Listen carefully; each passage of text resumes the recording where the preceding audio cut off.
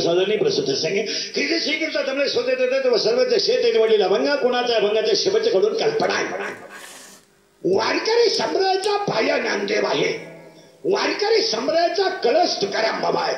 वारकरी संप्रदायाचा विस्तार नामदेव बाबा आहेत आणि वारकरी संप्रदायाचा खांब एकनाथ बाबा आहे. थोडं उलट फिरा.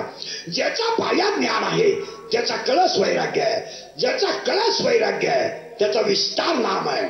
ज्याचा विस्तार नाम आहे त्याचा शांती खांब आहे आणि ज्याचा शांती खांब आहे त्या संप्रदायाचं नाव वारकरी संप्रदाय आहे. जगाच्या पातळीवर जेवढे संप्रदाय झाले असतील आपल्याला अजिबात घेणार नाही. कारण वारकरी संप्रदायाचा पाया ज्ञान देव आहे. ज्ञानच देव आहे. 12व्या अध्यायात असं म्हणणं आहे अभ्यासापेक्षा श्रेष्ठ ज्ञान आहे पण ज्ञानापेक्षाही श्रेष्ठ देवाचं ध्यान आहे. पण इथं 3 पायऱ्या आहेत. अभ्यासाशिवाय ज्ञान नाही आणि ज्ञानाशिवाय देवाचं ध्यान नाही. पायरी पहा कशी आहे. स्टेप आहे ती. अभ्यासाशिवाय ज्ञान नाही. रियाजाशिवाय पक्वान नाही. रियाजाशिवाय गायन नाही. अभ्यासाशिवाय कीर्तन नाही. व्यायामाशिवाय पैलवानकी नाही. नम्रतेशिवाय लक्ष्मी नाही आणि लीनतेशिवाय व्यापार नाही आणि कष्टाशिवाय 2 घास खायला नाही. प्रत्येकाचं साखळी वेगळी आहे. अभ्यासापेक्षा श्रेष्ठ ज्ञान. ओवे क्लिअर करा. अभ्यासापेक्षा श्रेष्ठ ज्ञान पण ज्ञानापेक्षाही श्रेष्ठ देवाचं बोला जा ज्ञान. पण ओवी पण ऐका. पहिला अभ्यास नंतर गेला ज्ञान आणि त्याच्यानंतर ध्यान. 3 पायऱ्या लावल्या. पहिला अभ्यास नंतर ज्ञान. ज्ञान नंतर ध्यान. पण आता उलट फिरा. ज्ञान तुम्हाला संतांच्या शिवेशिवाय येऊ शकत नाही. इथं ट्रेडमार्क आहे. मे बी और मे नॉट बी नाही आहे. इथं पॉसिबिलिटी नाहीये. मे बी और मे नॉट बी नाही. नाहीच. स आहे स आणि स हा षष्टीचा सलाते सलानेतेचा प्रत्यय. It is the essentiality not a doubt about it. संतांची सेवा केली नाही तर ज्ञान येऊ शकत नाही. तुम्हाला एक श्रीमंत व्हायचा तोडगा सांगतो. हे आलं लावा आणि कांदे लावा हे कामच करायचं नाही. 10 मिनिटात माणसाचं घर नोटाने भरतो. आम्ही केलाय प्रयोग. तुम्ही करून पहा. काहीच नाही. फक्त कीर्तन संपल्यावर 10 मिनिटं प्रयोग करायचा. 10 मिनिटं प्रयोग. एकदम तोडगा एकदम सोपा आहे. टाळकरी भजने बिजने कीर्तनकार विंतनकार ऐका. तोडगा एकदम सोपा आहे. वाचायचा असला कुणाला तर अध्याय नंबर 17 ओवी नंबर 23 मध्ये तोडगा आहे. 23 मध्ये तोडगा इतका सोपा आहे. तक्षक नावाच्या नागाचा मणी काढायचा आणि तो मणी सिंहाच्या नाकातल्या केसात ओवायचा. बस. नोटात नोटा. मी म्हणतो प्रयोग करायला हरकत काय. आता उलट ऐका बरं का. यदा कदाचित तुम्ही तक्षक नावाच्या नागाचा मणी काढाल सिंहाच्या नाकातल्या केसात ओवाल पण संतांची कृपा न होता ज्ञान आलं घडूच शकत नाही. काय शब्द महाराज नाही घडणार. पुढे ऐका. यदा कदाचित सशाला शिंग येतील.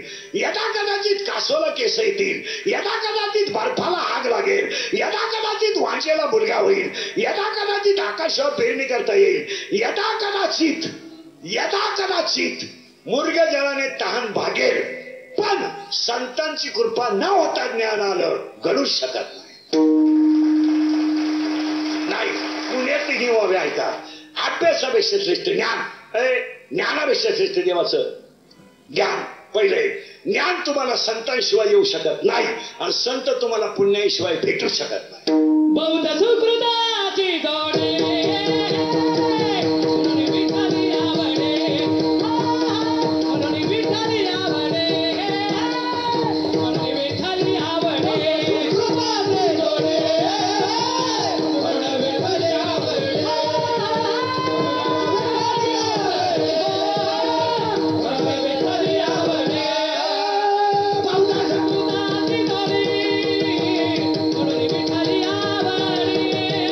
म्हणून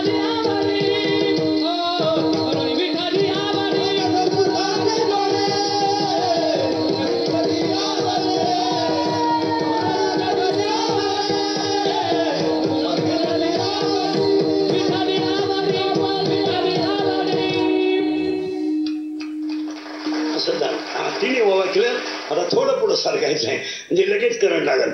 पटापट बोलले तर कळलं, नाही तर कळणार नाही. तुम्ही आजारी आहे का? नाही, मग बोलावं लागेल. चला मागे. अभ्यासापेक्षा श्रेष्ठ ज्ञान, ज्ञानापेक्षा श्रेष्ठ देवाचं ज्ञान. ज्ञान तुम्हाला संतांशिवाय येणार नाही आणि संत तुम्हाला पुण्याशिवाय भेटणार नाही. आणि आज कीर्तनाला घेतलेला अभंग ज्ञानियांचे राजे, कैवल्याचा पुतळा, महाविष्णूचा अवतार, ज्ञानोबा श्री गुरु निवृत्तीनाथ भेटल्यानंतर आलेला अनुभव सांगणारा अभंग आहे. अभंग पहा कसा आहे, अनुभव आहे हा. आता अभंगाला सुरुवात करण्यापूर्वी 4 वाक्य तेवढी एकदम क्लिअर करायची. कार्य शब्द नीट आहे का?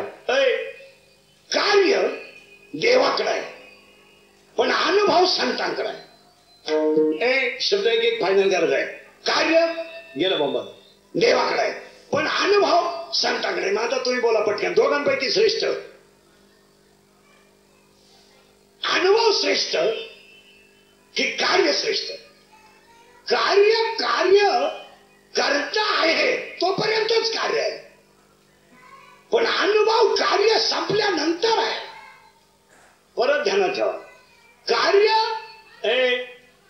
कार्य देवाकडे आहे आणि अनुभव बडा संतांकडे आहे.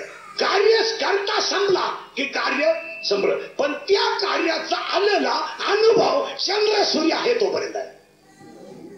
परत फायनल करतो, कार्य गेलं देवाकडे आहे आणि बोलत कार्य देवाकडे आहे आणि अनुभव संतांकडे आहे. आणि संतांकडे पहिलंच वाक्य झालं बरं का आताशी. 2 रूढी देवाकडे आहे, रूढी देवाकडे आहे पण संदेश संतांकडे आहे.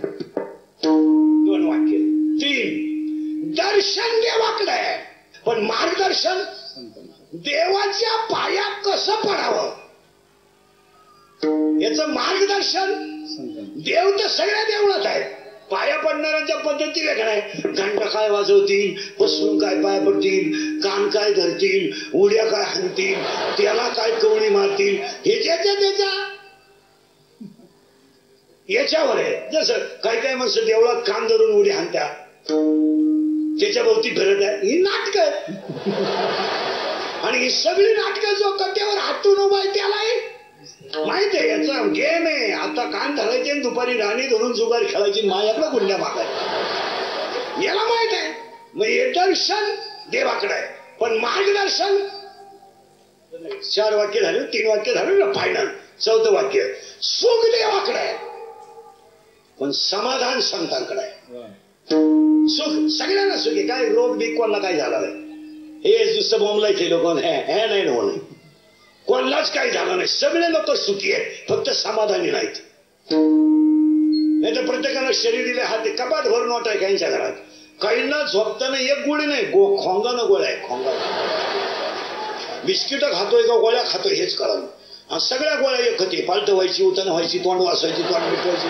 काहींना जेवताना 3 गोळ्या आहे, खाली बसताना एक, पुन्हा निम झालं, पुन्हा उठताना एक, खाटावर उताना पडताना एक, पुन्हा उठून बसताना एक. त्याच्यापेक्षा एकच गोळी घेऊन गाव मोकळं कर. का गोळ्या खातो त्याचा काय उपयोग होईल का त्या गोळ्या मोकळ? त्याचं कारण आहे सुख आहे, समाधान नाही. आणि सुख देवाकडे आहे, सुख देवाकडे आहे, सुख देवाकडे आहे